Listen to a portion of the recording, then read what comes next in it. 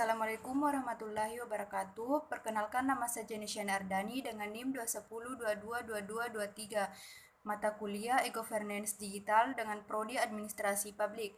Baik, di pembahasan kali ini saya akan menjelaskan materi tentang ukuran-ukuran yang harus digunakan dalam menilai tingkat digitalisasi dalam sektor publik.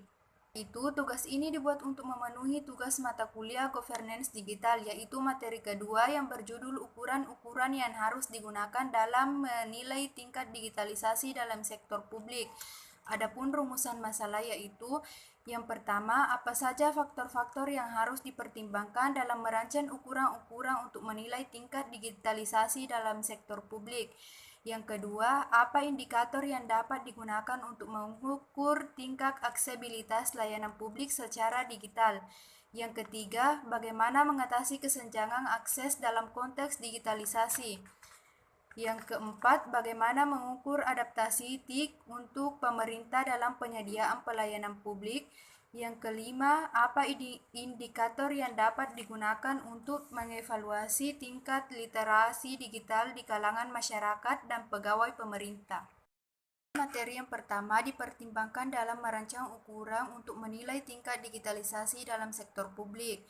Yang pertama, literasi digital, yaitu kemampuan seseorang untuk menggunakan teknologi digital dengan efektif, termasuk pemahaman tentang menggunakan perangkat lunak dan perangkat keras.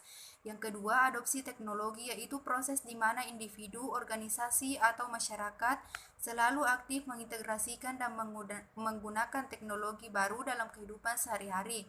Yang ketiga, ketersediaan layanan online merujuk kepada kemampuan untuk mengakses layanan informasi melalui internet.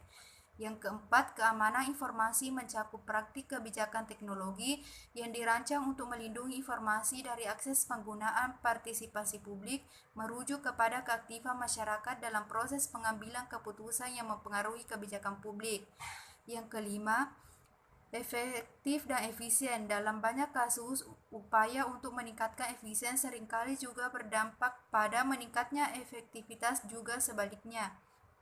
Yang keenam, penyebaran geografis mengacu pada distribusi atau lokasi fisik dan individu, organisasi, atau objek di wilayah geografis tertentu. Yang ketujuh, ketenaga kerjaan merujuk kepada tingkat aksesibilitas atau ketersediaan suatu produk, layanan, atau sumber daya kepada individu atau kelompok tertentu. Materi yang kedua yaitu apa indikator yang dapat digunakan untuk mengukur tingkat aksesibilitas pelayanan publik secara digital. Yang pertama yaitu ketersediaan platform, mengacu pada ketersediaan dan aksesibilitas suatu platform biasanya dalam konteks teknologi atau internet. Yang kedua, responsif dan mobile friendly, yaitu konsep yang bertujuan agar situs web atau aplikasi dapat menyesuaikan diri dengan berbagai macam perangkat, mulai dari ponsel sampai desktop yang gede banget. Yang ketiga, ketersediaan informasi yang dapat dipercaya sesuai kebutuhan, tepat waktu, dan lengkap hingga mudah untuk menelusuri, menangkap, dan menyimpan data, menyebarluaskan informasi. Yang keempat, kemudahan akses adalah sebuah tingkatan di mana seseorang dipercaya bahwa menggunakan sebuah sistem mudah untuk menelusuri, menangkap, dan menyimpan data, serta menyebarluaskan informasi. Yang kelima, aksesibilitas, yaitu ukuran kemudahan lokasi untuk jangkau dari lokasi lainnya melalui sistem transportasi. Yang ketujuh, dukungan teknis, yaitu layanan pelanggan jenis pusat panggilan yang disediakan oleh perusahaan untuk memberikan saran dan membantu pengguna terdaftar mengenai masalah terkait produk teknis mereka. Materi bagian C yaitu bagaimana mengatasi kesenjangan akses dalam konteks digitalisasi. Yang pertama, infrastruktur digital yang merata berarti akses yang adil dan setara terhadap teknologi informasi dan komunikasi seluruh wilayah termasuk akses internet.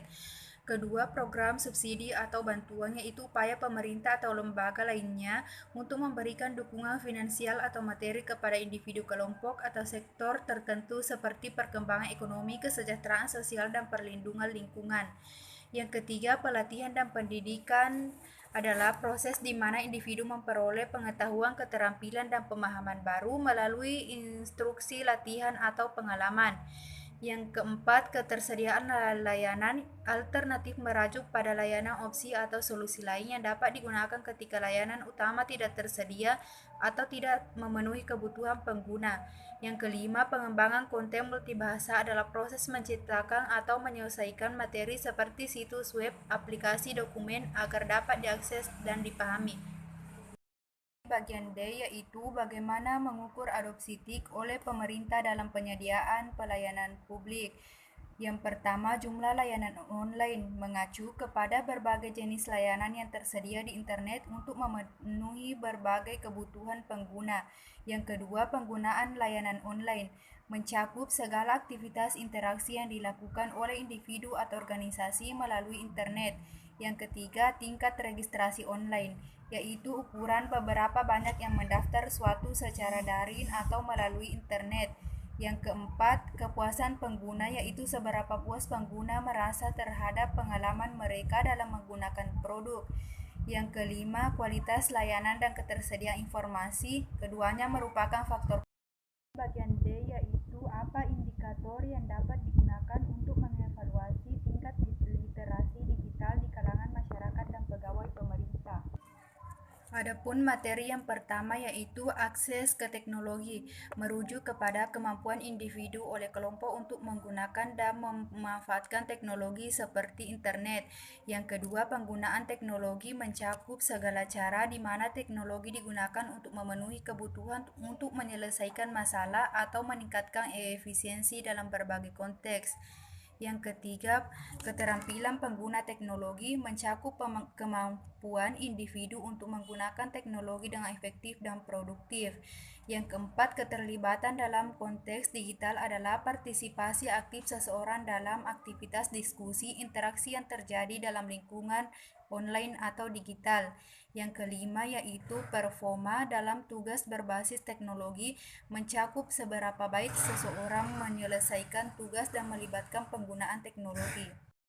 Adapun beberapa pertanyaan. Yang pertama dari Saudari Putri Amelia Lestari, bagaimana tingkat integrasi sistem informasi antar lembaga pemerintah, yaitu dapat bervariasi tergantung kepada negara dan tingkat infrastruktur teknologi informasi di dalamnya secara umum. Integrasi sistem informasi antar lembaga pemerintah bertujuan untuk meningkatkan lembaga koordinasi pemerintah dan efisien serta pengambilan keputusan yang lebih baik di antara berbagai entitas pemerintah. Pertanyaan yang kedua dari Saudari Nurhalisa, mengapa penting untuk menilai tingkat digitalisasi dalam sektor publik? Yang pertama yaitu dapat meningkatkan efisiensi, yang kedua pelayanan publik yang lebih baik, yang ketiga pengambilan keputusan, yang keempat transparansi dan akuntabilitas, yang kelima inovasi dan daya saing. Pertanyaan ketiga dari Saudari Nabila Safitri, mengapa sistem pengukuran kinerja wajib diimplementasikan di sebuah perusahaan? Sistem pengukuran kinerja penting karena membantu perusahaan memantau pencapaian tujuan, mengidentifikasi area yang perlu ditingkatkan, memotivasi karyawan, dan memperbaiki efisiensi operasional. Pertanyaan yang keempat dari Saudari Devi Permatasari, seberapa efektif sistem manajemen data yang diterapkan dalam pemerintahan? Efektivitas sistem manajemen data dalam pemerintahan sangat penting untuk meningkatkan efisiensi, transparansi, dan akuntabilitas dengan sistem yang baik di pemerintah. Dapat mengelola data dengan baik, membuat keputusan yang lebih transformasi, dan memberikan layanan publik yang lebih baik kepada masyarakat. Adapun pertanyaan yang kelima dari Saudari Nuriftita, mengapa perlu dilakukan pengukuran kinerja pada organisasi sektor publik? Yang pertama, akuntabilitas, yaitu membantu menunjukkan pencapaian dan keberhasilan dalam mencapai tujuan tersebut. Yang kedua, transparansi, yaitu menyediakan informasi yang jelas dalam kinerja organisasi kepada masyarakat, pemangku kepentingan, dan pengambilan keputusan. Yang ketiga yaitu meningkatkan efisiensi, yang keempat peningkatan layanan publik, dan yang kelima perbaikan proses. Baik, itulah pembahasan materi tentang ukuran-ukuran yang harus digunakan dalam menilai tingkat digitalisasi dalam sektor publik. Lebih dan kurangnya mohon dimaafkan. Billahi fisabilillah. Wassalamualaikum warahmatullahi wabarakatuh.